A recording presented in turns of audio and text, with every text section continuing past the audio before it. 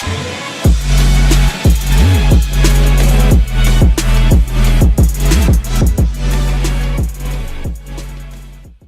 battle against the head of the Kara organization took a heavy toll on the strongest ninjas of Konoha, with the biggest casualty of the fight being the nine-tailed fox, who died as a result of Naruto employing the Baryon transformation. Because of that, a lot of people have been wondering, how strong is Naruto right now, without his biggest power source? And this chapter showed us that he still has some serious tricks at his disposal, and this is the topic I want to talk about today.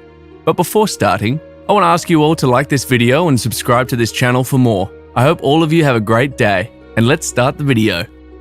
Death of Kurama was very devastating for the Hidden Leaf. Because of that, power of Naruto has been significantly decreased, that made a lot of people worry and doubt power of the 7th Hokage.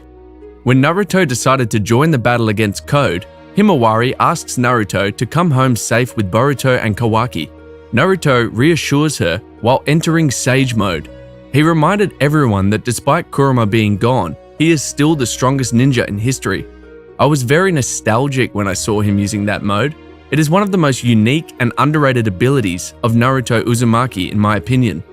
With the help of Sage Mode, he has access to a lot of great Sage techniques, which were previously unused, because he did not really need to use them since he had Kurama and could use its abilities, and now with Kurama being gone, Naruto has to utilize those kind of techniques, and I'm very happy because of that. Kurama was one of the strongest and best characters in Naruto series, but after Naruto mastered his chakra, he no longer used different kind of abilities, and he mostly was using Shadow Clone technique and Rasengan, which was very repetitive, and now I'm very happy that he is forced to use different abilities beside them.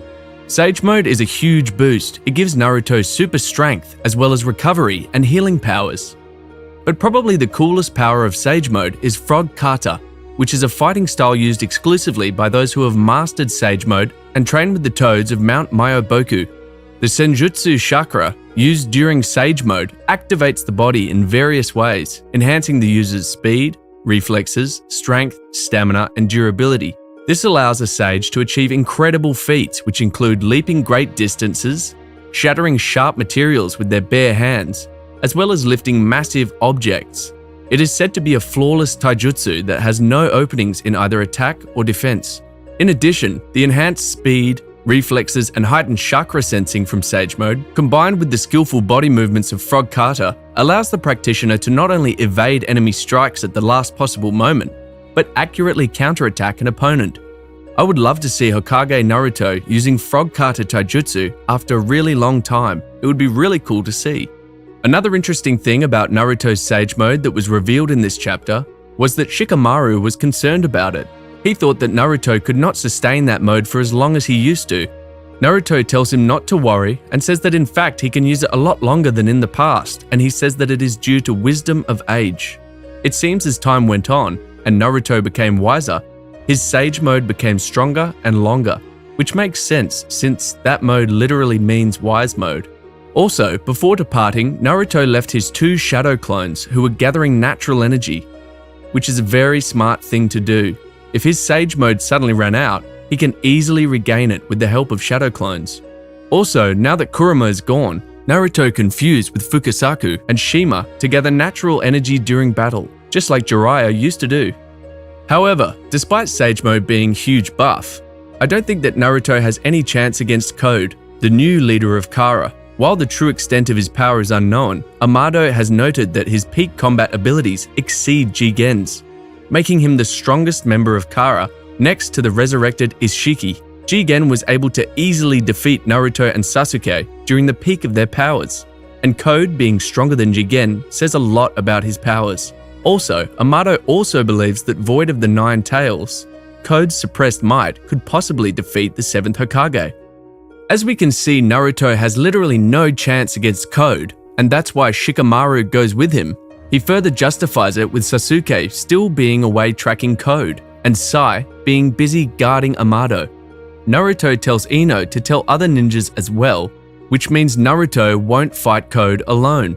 I think Sasuke will join Shikamaru and Naruto since he is away tracking Code, as well as Sakura, who is one of the main characters from the original series, but got no spotlight in Boruto after Naruto Gaiden arc. A lot of people downplay Sakura, but she is one of the strongest ninjas in history. She has done amazing things in her novels, where she deflected pseudo-tailed beast bomb and regained an entire arm which was destroyed. I also hope Konohamaru will join them too and do something in this battle. He literally got no spotlight in Boruto manga and seems to be very wasted potential right now. I also hope that Rock Lee joins them too, because the only battle where he was fighting seriously was against Ishiki, where he got defeated with no difficulty. I hope he will open at least 7th gate if he joins the battle. Beside that, it will be really cool to see Konoha 11 back into action. Also, with Kurama being gone, it seems Naruto has realized he can no longer fight like he used to. He has realized his limits, and now he has to use his full capabilities to rival strong enemies like Code.